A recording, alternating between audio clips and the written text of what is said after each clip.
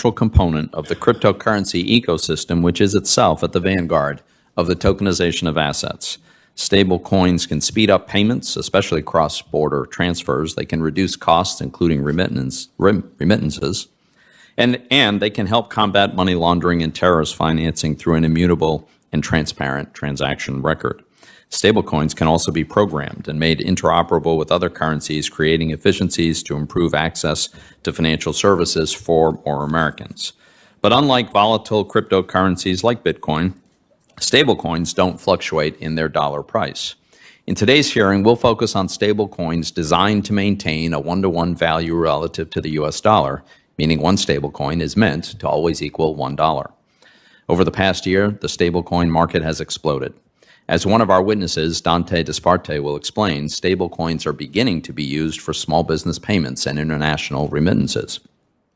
While traditional payment systems can be expensive and take several days to settle, transferring funds via stablecoins is low cost and nearly instantaneous. Given that stablecoins disrupt the status quo, they've naturally drawn skepticism from incumbent industries and regulators.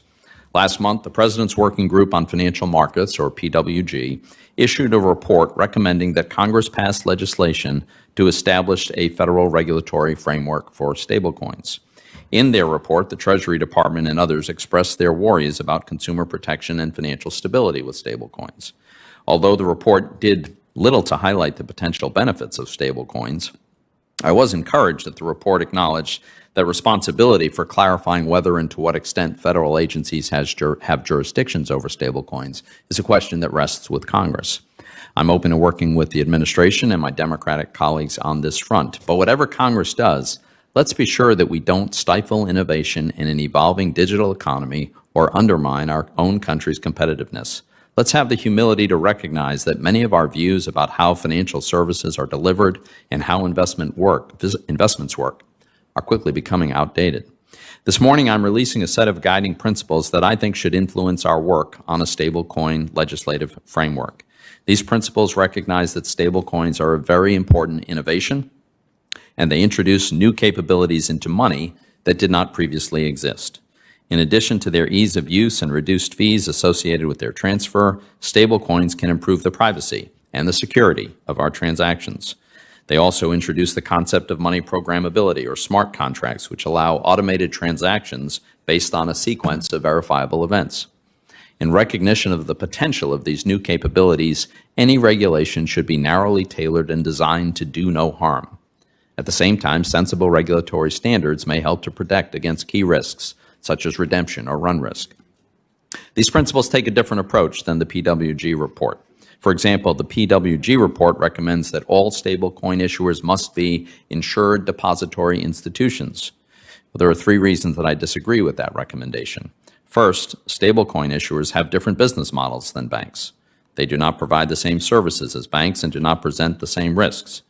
As one of today's witnesses, Ms. Mazzari, has observed, stablecoin providers do not engage in taking deposits and making loans in the manner that banks do. Because of these and other important differences, subjecting all stablecoin providers to the full suite of bank regulations and rules meant to address maturity transformation is not appropriately tailored to the potential risks. Second, requiring all stablecoin issuers to become banks would stifle innovation. We know that a tremendous amount of innovation occurs outside of the banking system, including by technology companies. It's unlikely that much of this development could happen within the banking system because of the onerous regulations which create a difficult environment for innovation. Allowing entrepreneurs to innovate with digital assets like stablecoins will promote greater competition and deliver better results for consumers. Finally, the regulation of payments activities should create an equal playing field. Great innovators like PayPal, Venmo, and Apple Pay are already subject to a state-by-state licensing regime, as well as registration with the federal regulator.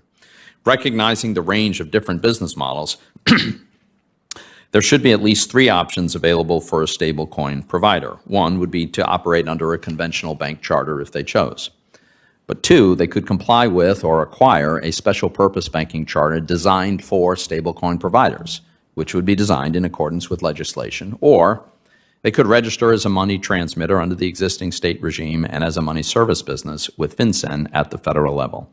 This optionality would match each stablecoin provider with the regulatory framework most appropriate to the business model. Regardless of the charter or license they pursue, all stablecoin providers should meet certain minimum requirements. For example, they should clearly disclose what assets back the stablecoin, as well as give clear redemption policies and subject themselves to periodic audits. These requirements would ensure that consumers have sufficient information about which stablecoins they use. It might also be appropriate to set minimum reserve requirements and attestations as well. In addition, legislation should stipulate that non-interest-bearing stablecoins are not necessarily securities, and therefore shouldn't automatically be regulated as such.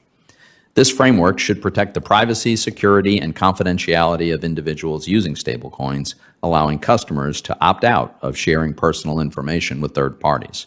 Finally, anti-money laundering and other requirements regarding financial surveillance under the Bank Secrecy Act should really be modernized for all financial institutions subject to them, given the emergence of stablecoins, cryptocurrencies, and other new technologies, including artificial intelligence. The emergence of stablecoins represents to me the latest development in the ongoing evolution of money. I stand ready to work on this issue and do so in a manner that doesn't discourage innovation or competition moving forward.